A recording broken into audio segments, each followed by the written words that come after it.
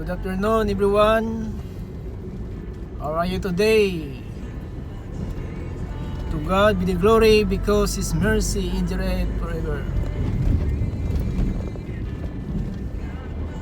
I am Lito Maka, the Apostolic Believers for Christ. We have inviting you. This is my YouTube channel. Please don't forget subscribe and like and share to everyone, because my YouTube channel I will using to preaching the word of God for salvation your soul and to be saved your life in earth. Kumusta po kayo mga kapatid? Kumusta po kayo mga kaibigan? Kumusta po kayo ngayon sa iyong kinalalagyan? Naway pagkalooban tayo ng Panginoon sa ating mga kahilingan, sa ating mga pangailangan. Naway bigyan tayo ng Panginoon na pagkataon na makamit po natin ating mga kahilingan, sapagkat ang Panginoon po ay mahabagin siya ng Diyos,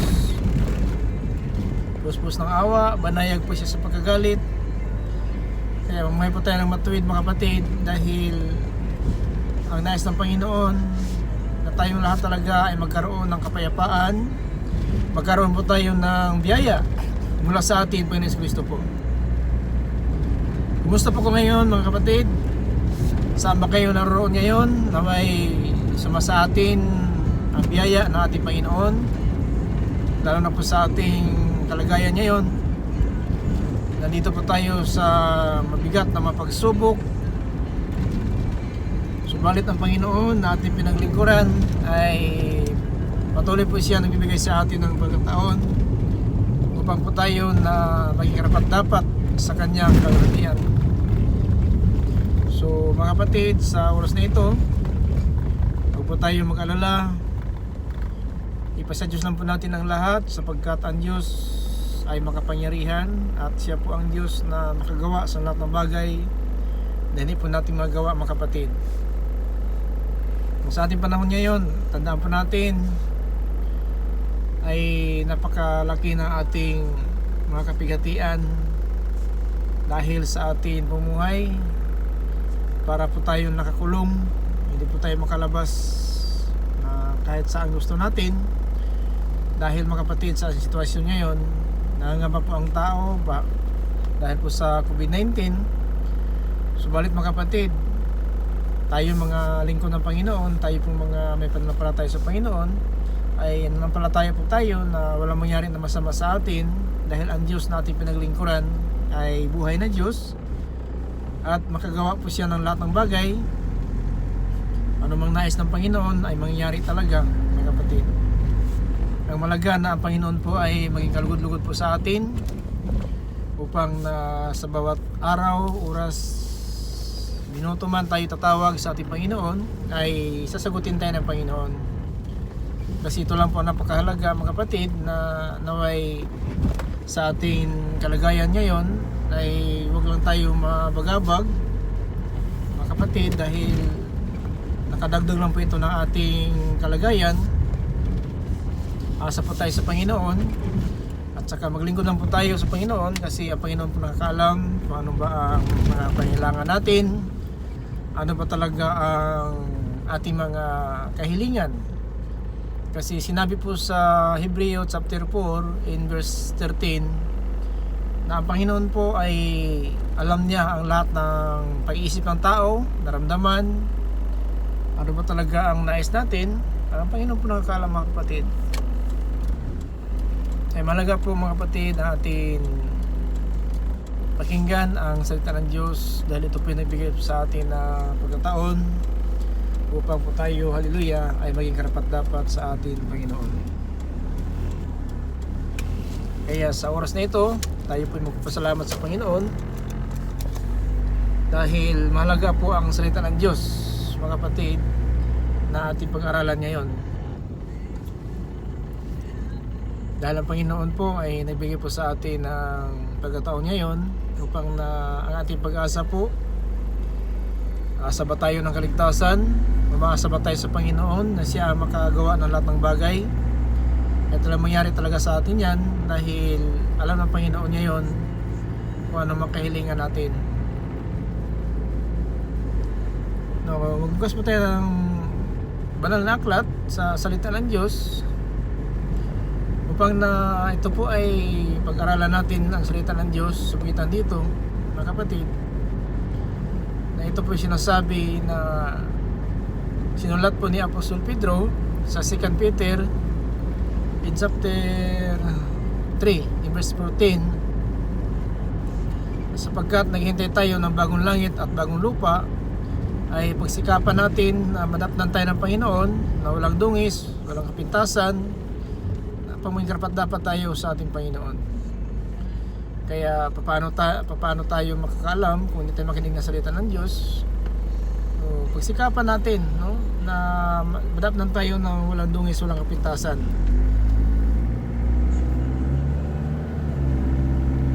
Napakalaga ito mga kapatid kasi ang karya ng langit para lang po yan sa mga malinis at saka mga binanal po ng Panginoon.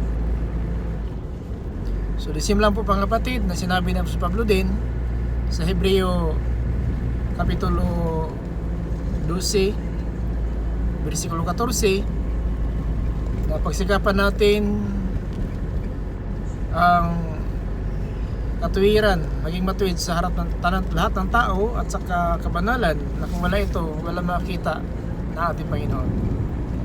So malaga talaga mga kapatid ang pagkakabanal kasi ang ating Diyos na ating pinaglingkuran, banal siya nga Diyos.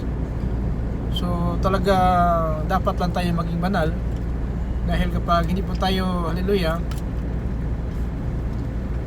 naging banal sa harapan ng Diyos, hindi po tayo maging karapat-dapat sa ating Panginoon. Kaya malaga mga kapatid na pagsikapan po natin na maging banal po tayo sa harapan ng Diyos upang tayong lahat mga kapatid ay magkaroon po tayo ng kapayapaan, magkaroon po tayo ng biyaya sa ating Panginoon Kristo po. Kasi mahalaga talaga na magpakabanal po tayo sa ating pamumuhay kasi ang mga banal ay talagang doon sa kaharian ng langit mga kapatid. Sana'y nalaman po natin paano tayo maging banal, paano tayo maging karapat-dapat sa ating Panginoon. Kasi mahirap na po kapatid na datnan tayo ng Panginoon na hindi po tayo karapat-dapat mga kapatid. Saka sa ating panahon ngayon, mahirap na kung kumpiyansa lang po tayo, wala tayong ginagawa sa harapan ng Diyos upang na maging karapat-dapat po tayo. Sinabi po ni Apostol Pedro sa 2 Peter chapter 3 verse 14 na sinabi dito, kaya nga mga minamahal, yamang kayo yung nagsisihintay, pagsikapan ninyo masumpungan kayo sa kapayapaan, walang dungis at walang kapintasan sa kanyang paningin. So kapag banal tayo sa harapan ng Diyos, walang kapintasan talaga, walang dungis. Kasi kung dungisan po natin na ating bumuhay sa libutan, paano pa ang pagkabanal natin? Mga dungisan po natin. So dapat mag-ingat talaga tayo paano tayo maging banal. Dapat alam natin, kapatid, kung paano ba tayo maging banal sa ating Panginoon. Kasi hindi po pwede, haleluya, sa paningin ng Diyos kung tayo po ay mahawaan sa libutan, hindi po dapat sa Panginoon mga kapatid. Hallelujah. Dahil dito po sa 1 Peter chapter 1 15 to 16 mga kapatid, hallelujah, ngunit yamang banal ang inyo tumatawag, magpakabanal naman kayo sa lahat ng paraan ng inyong pamumuhay. So magpakabanalo tayo sa lahat ng paraan natin pumuhay. So napakahalaga talaga sa lahat ng paraan natin pumuhay, magpakabanal po tayo. Kahit sa pagkain, sa ating panamit, sa ating buhok, no? Lahat po, lahat ng dumaan sa katawan, may ano diyan talaga. Mayroon talagang kabahagi ng kabanalan sa ating pagkain, sa ating katawan. Kailangan tulad ng buhok, no? Kailangan ang kabanalan ng mga babae, kailangan ang buhok natin mataas talaga, no? Hindi maikli. Kasi kahit na lang sa mga anghel po nakatingin sa mga babae dito sa lupa, na karangalan po ng babae na mataas po ang buhok, no? Huwag kayong magpaikli mga babae. At saka mga lalaki, ang kabanalan po natin sa buhok kailangan wag mataas, no? Huwag mataas ang buhok ng lalaki, kailangan ano lang na buhok normal lang talaga, no? Hindi mataas. Kasi mukha daw tayo ng Panginoon, kaya kailangan ng kabanalan sa ating buhok nandiyan pa rin. Kung babae may kabanalan sa buhok, ang lalaki din mayroon, no? Ang lalaki hindi dapat magpataas. Hallelujah. Hindi dapat magpataas ang mga babae at saka lalaki ay hindi magpataas ang babae at dapat mataas, no, ang buhok nila. So yun po ibig sabihin. So dapat alam natin mga kapatid, sapagkat mahalaga po, no, mahalaga talaga na malaman natin paano tayo mamumuhay sa Panginoon, paano tayo maging banal tulad ng buhok. Babae dapat mataas ang buhok, no, wag maikli. Ang lalaki naman tungkol sa kabanalan ng buhok ay huwag naman magpataas, no? Kasi hindi po pwede yan sa Panginoon na ang buhok ng lalaki, hallelujah, ay dapat lang maikli, no? Ayon po sa 1 Corinthians in chapter 11 verse 7 na sinabi ni Apostol Pablo, sapagkat katotohanan ang lalaki ay hindi dapat maglambong ng kanyang ulo, palibhas ay larawan siya ng kaluwalhatian ng Diyos. Ngunit ang babae, siyang kaluwalhatian ng lalaki, no? Sapagkat ang lalaki ay hindi sa babae kundi sa babae ay sa lalaki. Sapagkat hindi nilalang ang lalaki dahil sa babae kundi ang babae nilalang para sa lalaki, no? So kinasabi dito sa verse 10, dahil dito nararapat na ang babae ay may magkaroon ng kanyang ulo ng tanda ng kapamalaan dahil sa mga anghel, no? Kailangan talaga babae, mga kapatid, mataas ang buhok. Kaya naman ang babae ay di maaring walang lalaki at ang lalaki di maaring walang babae. So partner talaga yan, mga kapatid. Ang babae at lalaki ginawa ng Panginoon upang magkakaisa, no? So kailangan ng kabanalan, mga kapatid, nasa atin yun, mga kapatid, no? Kabanalan, hindi pwede, mga kapatid, na ang kabanalan ng tao ay sa limutan ay wala po. Dapat talaga may kabanalan. Tulad sa sinasabi po sa 1 Peter 1 to 15-16 na sinabi po dito, hallelujah, na ngunit yamang banal ang sa inyo'y tumawag ay magpakabanal naman kayo sa lahat ng paraan niyo pumuhay, no? Sa verse 16, sapagkat nasusulat, kayo magpakabanal sapagkat ako'y banal. So itong pagkabanal, mga kapatid, dapat lang, no? Dapat na sa atin ito, mga kapatid, ang kabanalan. Hindi pwede, mga kapatid, na wala po sa atin to, no? Kailangan nasa atin ang kabanalan, kasi kung walang kabanalan, so hindi pwede. At lalo na ang kabanalan natin, huwag natin idaan sa mga bagay, no? Dapat yung kabanalan nasa puso natin. Kasi mayroon din na umaasa sa kabanalan sa panlabas pero sa puso hindi banal. So itong kabanalan ni ng Panginoon, itong pagkatao na nakatago sa puso. So kinakailangan talaga na mayroong kabanalan sa labas, kailangan sa loob din may kabanalan, no? Itong kabanalan sa puso, mga kapatid, kasi galing sa puso po ang lahat ng sabihin natin ginagawa ng tao, galing sa puso po yan. Kailangan ang gawa po natin galing sa puso, dapat talaga ay nararapat sa Panginoon. Sinabi po dito sa verse 3, huwag sa panglabas, no? Huwag sa labas ang kanilang pagayak na gaya ng mga paghihiyas at pagpapahiyas ng buhok at ng pagsuot ng hiyas na ginto at magbibihis ng maringal na damit, no? Kundi ang pagkataong nakatago sa puso na may damit na walang kasiraan sa espiritong maamo at mapayapa na may malaking halaga sa paningin ng Diyos.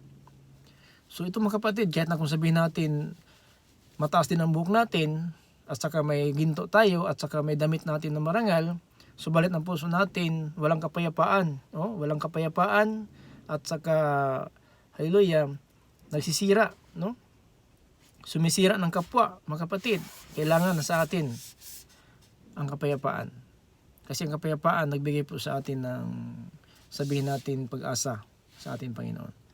So kabanalan, mga kapatid, na hindi sa labas lang.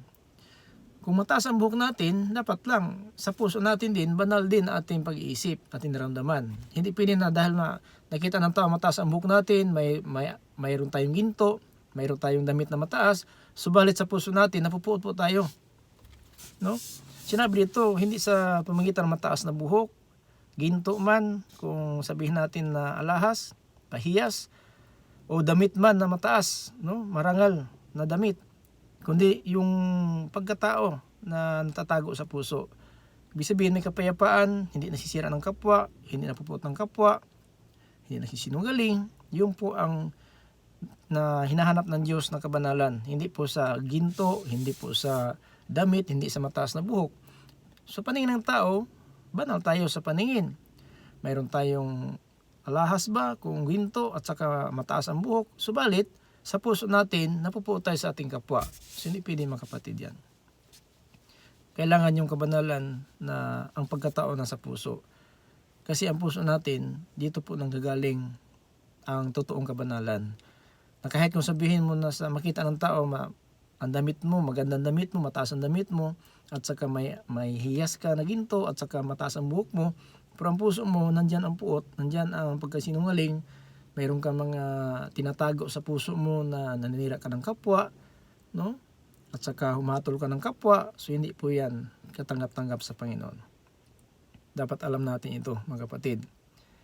So yun po ang ibig sabihin na dapat ang kabanalan na gagaling sa puso din. Hindi kaysa mataas ang buhok ko, mataas aking damit, may ginto ako sa aking katawan para tingnan ng tao maganda ako. Hindi po ganyan, no? Sumuot ka man ng ganyan, mataas man ang buhok mo, magsuot ka man ng alahas at saka mataas ang damit mo, subalit ang puso natin, nandoon ang puot, wala pa rin. Hindi po yun hinanap ng Panginoon kabanalan. Ano lang yan, parang salamin lang po sa mata ng tao, pero ang Diyos po mga kapatid, nasa puso nakatingin, no, hindi po sa labas. Kaya kahit anong suot mo sa labas, hindi po yun ang basihan. Ang puso natin ang tinignan ng Panginoon.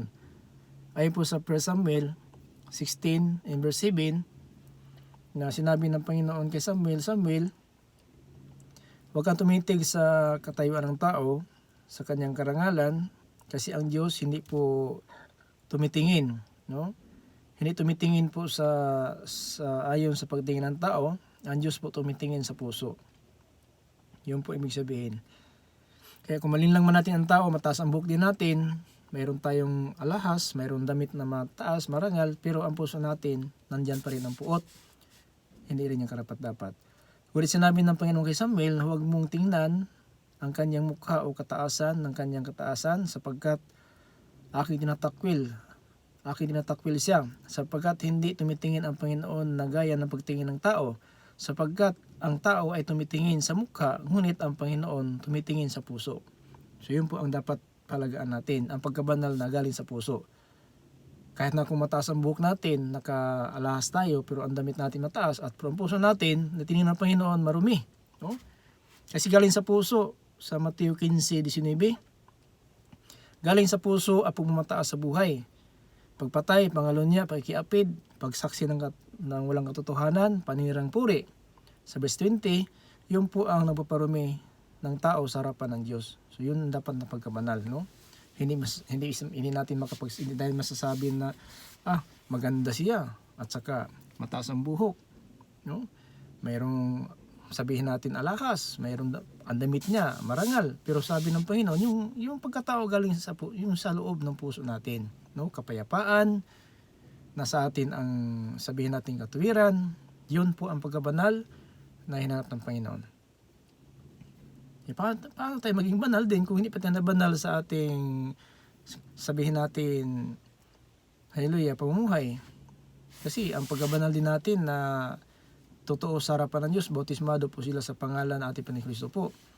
Kasi in 1 Corinthians 6 verse 11, kayo binanal na, kayo pinawalang sala na, at kayo'y nahugasan na sa iyong kasalanan sa pangalan ng ating Panginoon Kristo at ng salita ng Diyos. So, nang dabanan na tayo dyan, so talagang iningatan po natin ating pumuhay. Nag-ingat na po tayo kung paano tayo muhay ng may kapayapaan at saka marangal na pumuhay.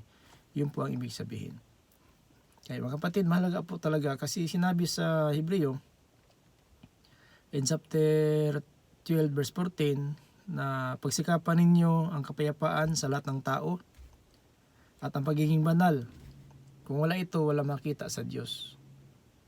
So mahalaga talaga mga kapatid, dapat lang na nasa atin talaga ang kabanalan. Kung wala ito, wala makita sa Panginoon.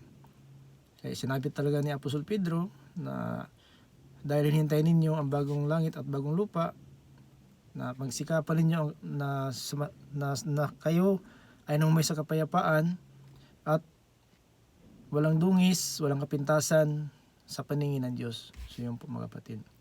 So yun lang po ating i-share po sa ating YouTube channel. So please subscribe, like and share lang po kasi marami pa tayong karagdagan dito na ating pag-aralan na may araw-araw po tayo makapag-share ng salita ng Diyos. Maraming salamat talaga sa bawat isa. Ito po yung lingkod, Pastor Lito Maka, Apostolic Believers for Christ, ay magsasabi, the grace of the Lord Jesus Christ be with us. Amen.